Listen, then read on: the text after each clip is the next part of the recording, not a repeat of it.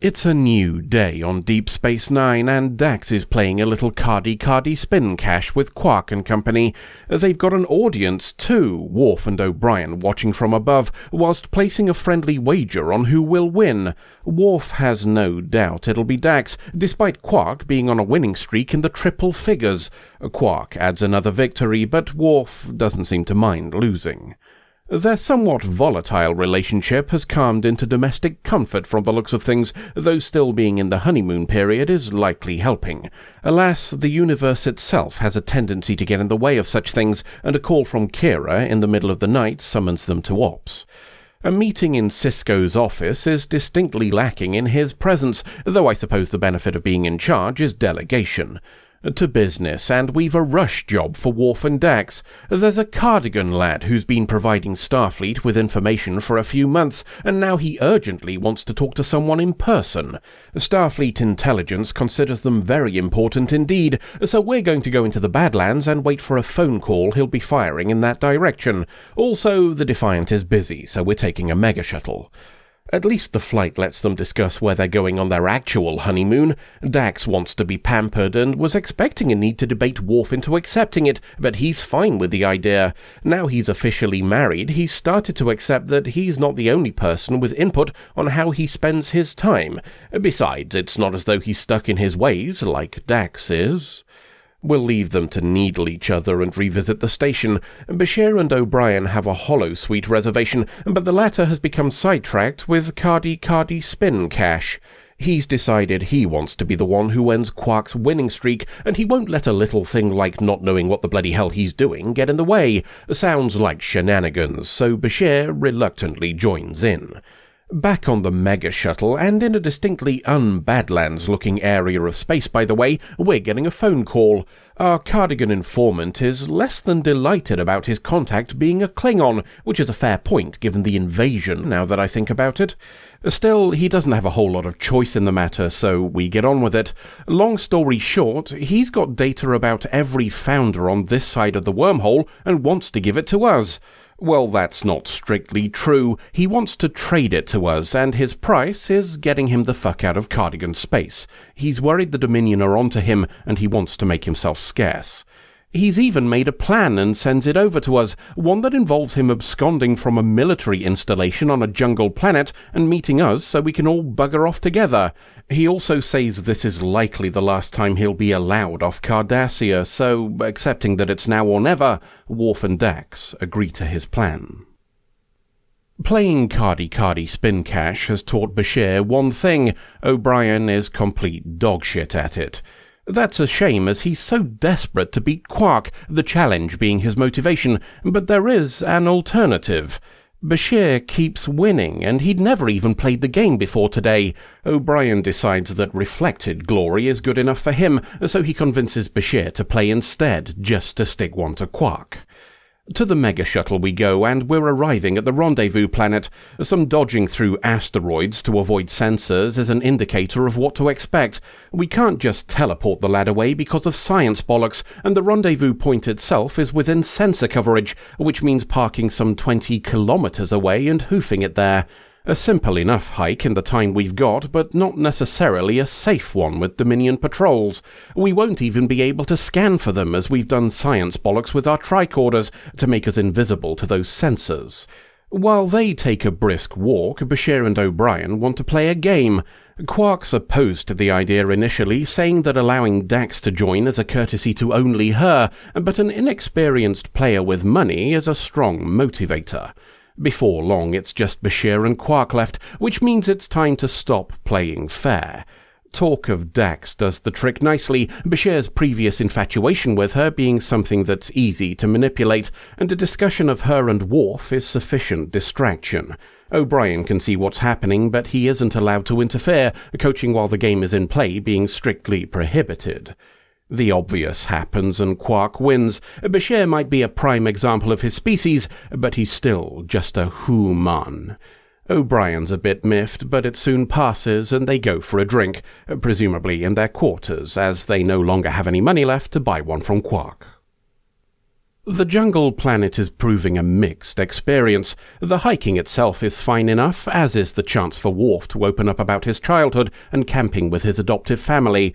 What's significantly less fun is the Jem'Hadar patrol that stumbles across their path. Pooping abounds, and despite downing 2 of them right at the start, the third still gets some shots off before taking a sword to the tits. One of the shots has given Dax a glancing blow, which is a problem when Jem'Hadar weapons stop blood clotting. What's also a problem is that somebody's going to come looking for the lads we just murderized, and that's assuming the very sophisticated sensor net we've mentioned multiple times didn't already pick up their firefight. Moving might increase the bleeding, but it's preferable to being caught. The morning comes and we still have half the journey to make. Well, 3/4 if you include the hike back, but we'll deal with that when we get there. Dax isn't doing so good, and Worf's blaming himself for trying to be more laid back, and in so doing, letting down his guard. Her attempts to persuade him that he's not to blame fail, and she accepts he's not in the mood to listen. They've covered the majority of the distance by the time Dax collapses. After a false restart, it becomes clear no amount of faffing about is going to make it possible for her to continue. She's injured and needs serious medical intervention. She's also Starfleet, though, and knows how much is riding on this. The informant's data could save millions of lives, and that's why she says Worf should go on without her. He agrees it's his duty to do so, as much to convince himself as to concur with her. Neither are under any illusions of what this really means, with Dax consoling herself that the few months they had as husband and wife were good. Worf kisses her and leaves, and Dax is strong enough to wait until he's going before she starts to cry. We don't know how far Worf covers before he has his crisis of duty versus affection. The debate is as difficult as it is silent, but he makes his decision. Dax is unconscious by the time he reaches her, so he carries her back to the megashuttle over his shoulders. Dax is going to make a full recovery. The same cannot be said of our informant, who was killed trying to sneak back into the base after we didn't show up. Worf makes no pretense of his actions, admitting he could have made the contact if he'd chosen to do so. Sisko's very clear to him that it was the wrong choice, and as a result, Worf will likely never be given command of his own ship now. He also says that he'd have done exactly the same as Worf for his dead wife Jennifer, which is a bit of a fuck you to his current girlfriend Cassidy, but she's not here, so maybe we should keep that comment to ourselves. Worf is at Dax's bedside when she wakes up. He updates her on what happened while she was under, and she apologizes for how things turned out. It doesn't matter to Worf. He's accepted that she's more important than anything else in his life, so we'll leave them to be together, and perhaps to try and not think too hard about what happened when future Odo had the exact same attitude, until the next adventure. How compatible is serving in Starfleet with having a personal life of your own? We know it's far from perfect. The entire series started with a rather extreme example when Sisko's wife Jennifer got turned into chunky salsa. That's not what I mean, though. What I mean is, how much does having family with you compromise your commitment to Starfleet? Every single one of them swears to die before breaking the Prime Directive, but how much are those oaths worth when it also means allowing the people they love to die as well? By extension, what implications does that have for ships carrying civilians? If their presence increases the likelihood of ignoring an oath, doesn't that undermine the entire system? Is the mere idea of having a family ship like the Enterprise D antithetical to the stated moral commitments of Starfleet? Why are we asking about that here? Well, because we have the most crystal example of it. Both people involved in this situation were Starfleet officers. Both had sworn to do their duties. Both understood that commitment in ways civilians simply can't. Both knew the importance of this mission, the potential repercussions for billions of people. It still wasn't enough. Now consider the same situation, but involving people who haven't taken those vows. If you've been around for a while, you might know this is a topic we've discussed on the channel previously. The Marquis on Voyager didn't agree to upholding any of the principles they were expected to abide by when they were left with little choice but to join forces. How fair is it to expect that? Moreover, how does that approach gel with the Federation's stated principles of personal autonomy? I mention Voyager here because that question of autonomy ties into the whole topic. You could argue the partners of those serving made an informed decision on joining the ship, but what about the children? Is it fair to tell Molly that she needs to die because her dad made a promise before she was even conceived? Is it fair to expect O'Brien to uphold that promise after his circumstances changed? How can he possibly be expected to do so when even two people who took the same oath could not? This is hardly the first time we've pissed on our stated principles to protect those we love, and it's certainly not going to be the last. Still, it raises valid questions about just how possible it is to balance a job that has significant exploration and military elements, both of which carry danger, with still having a life of your own. Is the core tenet of Starfleet, that willingness to self-sacrifice for the greater good, inherently impossible with people who have bonds stronger than mere friendship? And would Starfleet even be the same organization if they only took people who were willing to let others die for their own reasons? How do we square the circle of needing people who are both passionate and detached? That's enough waffle for one review, I think, so let's look at the episode itself.